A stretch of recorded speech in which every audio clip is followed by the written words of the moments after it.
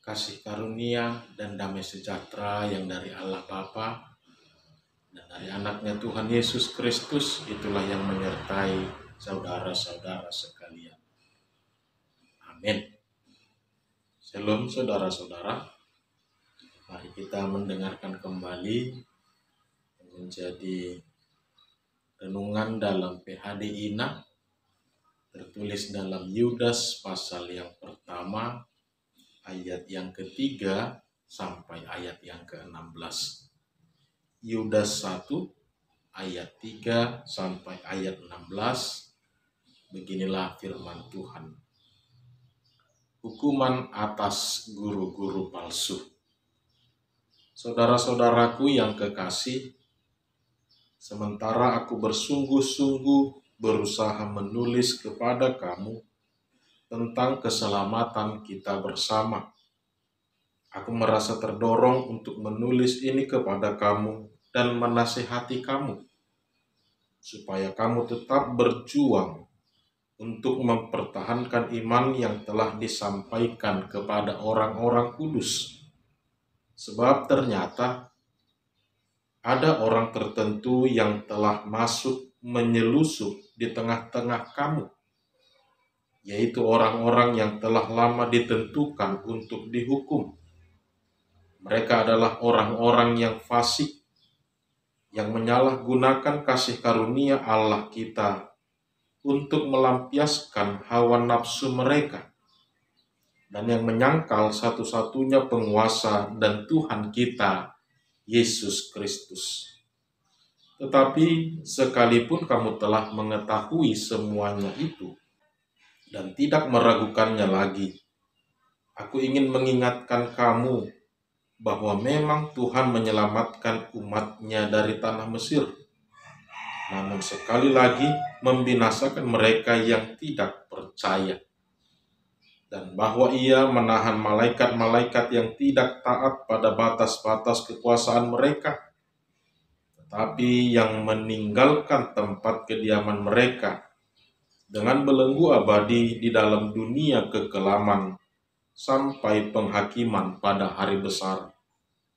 Sama seperti Sodom dan Gomora dan kota-kota sekitarnya, yang dengan cara yang sama melakukan percabulan dan mengejar kepuasan-kepuasan yang tak wajar, telah menanggung siksaan api kekal sebagai peringatan kepada semua orang. Namun demikian, orang-orang yang bermimpi-mimpian ini juga mencemarkan tubuh mereka dan menghina kekuasaan Allah, serta menghujat semua yang mulia di surga.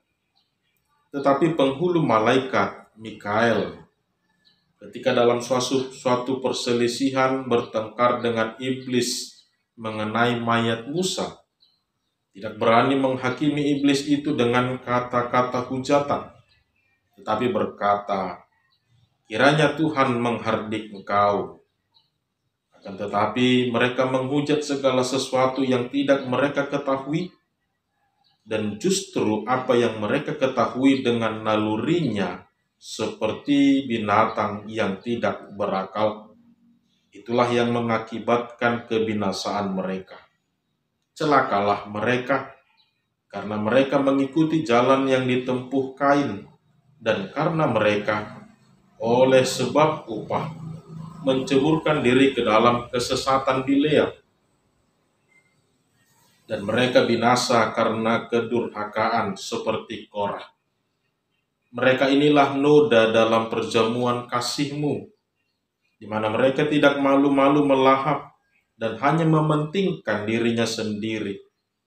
Mereka bagaikan awan yang tak berair, yang berlalu ditiup angin. Mereka bagaikan pohon-pohon yang dalam musim gugur tidak menghasilkan buah, pohon-pohon yang terbantum dengan akar-akarnya dan yang mati sama sekali. Mereka bagaikan ombak laut yang ganas, yang membuihkan keaiban mereka sendiri. Mereka bagaikan bintang-bintang yang baginya telah tersedia tempat di dunia kegelapan, kekelaman, untuk selama-lamanya. Juga tentang mereka, Henokh, keturunan ketujuh dari Adam, telah bernubuat. Katanya, sesungguhnya Tuhan datang dengan beribu-ribu orang kudusnya, hendak menghakimi semua orang dan menjatuhkan hukuman atas orang-orang fasik karena semua perbuatan fasik yang mereka lakukan, dan karena semua kata-kata nista yang diucapkan orang-orang berdosa yang fasik itu terhadap Tuhan. Mereka itu orang-orang yang menggerutu dan mengeluh tentang nasibnya, hidup menuruti hawa nafsunya, tetapi mulut mereka mengeluarkan perkataan-perkataan yang bukan-bukan, dan mereka menjilat orang untuk mendapat keuntungan. Demikian pembacaan firman Tuhan. Saudara-saudara yang dikasihi Tuhan kita Yesus Kristus, judul perikop hari ini adalah hukuman atas guru-guru palsu. Tentu bukan sesuatu hal yang baru lagi bagi kita ketika dikatakan tentang sesuatu yang palsu. Sesuatu yang palsu yang mungkin sudah sering kita temukan di dalam kehidupan kita. Dan dalam hal ini kita juga harus belajar satu hal, bahwa tentang hal-hal ini setiap zaman pasti akan memunculkan hal-hal yang demikian juga. Karena bagaimanapun dan apapun ceritanya, iblis akan selalu berusaha untuk menghambat pemberitaan Injil. Iblis akan selalu berusaha untuk mengekang kebenaran, kebaikan, bahkan kasih itu terjadi di tengah-tengah dunia ini. Itu sebabnya kalau kita memperhatikan setiap masa, setiap zaman, bahkan dalam perjanjian lama, perjanjian baru, bahkan penglihatan yang dituliskan dalam surat Yudas ini juga mau mengungkapkan bahwa nantinya juga ini juga akan terjadi di dalam kehidupan di dunia ini. Maka dalam hal inilah kemudian Yudas menuliskan surat ini mengingatkan bahwa tentang adanya guru-guru palsu yang telah menyusup ke dalam perjamuan kasih orang-orang percaya, yang menyusup masuk ke dalam kumpulan orang-orang kudus, orang-orang yang telah dipercayakan Tuhan. Saudara-saudara jemaat yang dikasihi Tuhan kita Yesus Kristus, mungkin kita pernah menonton acara yang berjudul Aspal, asli atau palsu. Asli atau palsu. Dalam siaran televisi itu digambarkan di mana bahwa ada dua orang yang ditunjukkan di hadapan orang banyak, dan orang-orang harus bisa menentukan mana yang asli di antara orang kedua ini atau yang tiruan, yang mengikut-ikut, yang menyerupai seperti aslinya.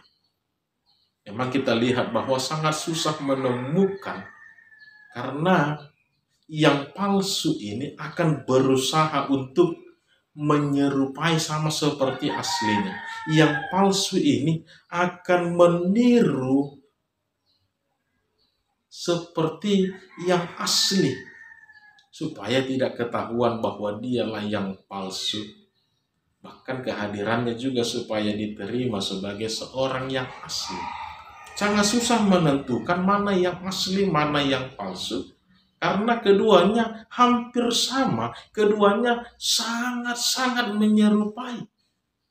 Hanya sedikit yang membedakan.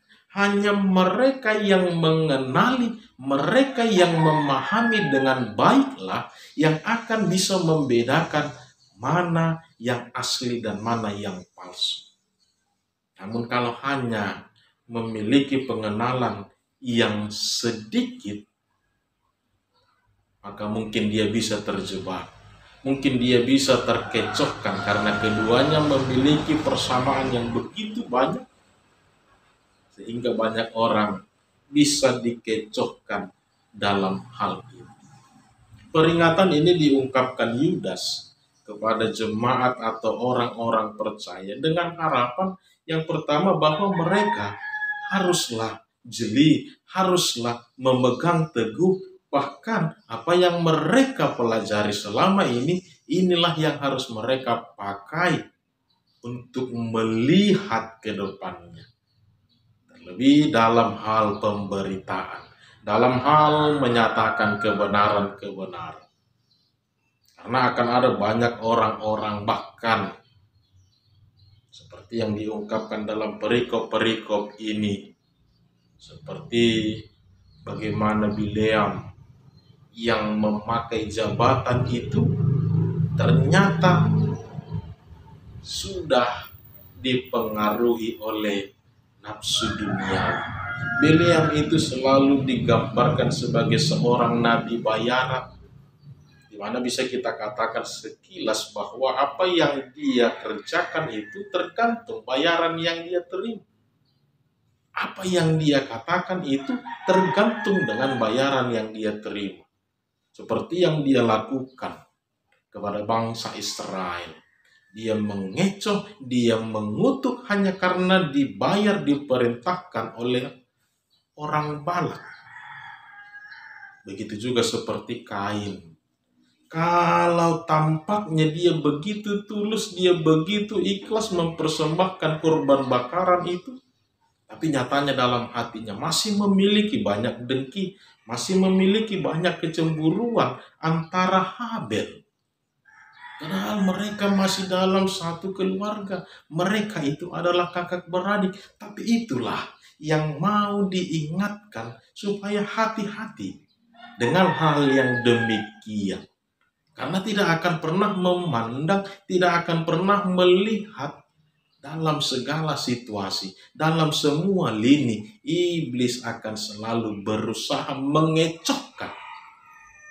Bukan hanya dari orang lain saja akan dia pakai untuk mengecohkan kita, bahkan terkadang dari tengah-tengah kita sendiri juga iblis akan pakai untuk mengecohkan kita. Maka dalam hal inilah surat ini dituliskan supaya setiap orang haruslah memegang teguh, mempertahankan imannya dengan baik. Kembali perdalam pengenalan kita akan firman Tuhan. Kembali bangun iman yang kokoh, iman yang teguh. Sebab hanya yang mengenal, memiliki pengenalan yang baiklah akan memahami, akan bisa melihat mana yang asli dan mana yang palsu. Namun kalau masih setengah-setengah, masih ragu-ragu, disinilah terkadang kita dikecoh. Dan memang begitulah prinsip atau cara yang selalu digunakan dunia ini atau iblis untuk mengecohkan umatnya. Tidak lagi dengan melakukan pertempuran, tidak lagi dengan melakukan kekerasan, kejahatan, dan lain sebagainya. Tapi lihatlah, sudah langsung mengganggu, mempengaruhi hati manusia itu. Supaya tidak lagi merindukan kebaikan-kebaikan. Tidak menyukai terjadinya kasih di dunia ini. Tidak menyukai terjadinya keadilan di dunia ini. Tidak menginginkan adanya kedamaian. Dia akan selalu berusaha menggerogoti hati manusia itu. Supaya tetap hidup di dalam kebencian. Supaya tetap hidup di dalam dengki, iri hati, bahkan balas dendam. Disinilah kita mau diajar bagaimana kita harus selalu memegang teguh. Dengan pengenalan kita yang baik akan firman Tuhan, itu bisa menjadi satu dasar yang kokoh untuk mengenali mana yang baik, untuk memahami mana yang menjadi kebenaran, terlebih untuk membentengi diri kita ini. Karena apapun yang terjadi, hanya dua yang menjadi kemungkinan selalu terjadi.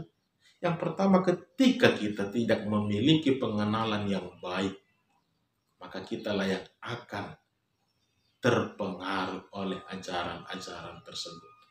Yang kedua, ketika kita tidak memiliki pengenalan yang baik juga, maka bukan hanya kita yang terpengaruh, tapi kita juga menjadi ikut para pengajar-pengajar palsu tadi, para guru-guru palsu tadi. Saudara-saudara, memang ada banyak hal yang membuat kita terkadang bingung di dalam kehidupan ini. Satu hal yang kita temukan dalam pelajaran ini, bahwa kita harus tetap berjuang mempertahankan iman dengan tetap membangun iman, pengenalan yang baik kembali akan firman Tuhan, juga dengan selalu hidup di dalam persekutuan-persekutuan untuk menambah kasih, untuk menambah kebahagiaan, kedamaian di tengah-tengah kehidupan kita. Maka pertahankanlah imanmu. Bangun kembali iman yang mengenali dengan baik, supaya kita tidak dipengaruhi dengan mudah. Karena ketika kita sudah terpengaruh, maka tanpa sadar kita juga sudah ikut menjadi para pengajar-pengajar sesat, menjadi guru-guru palsu tadi.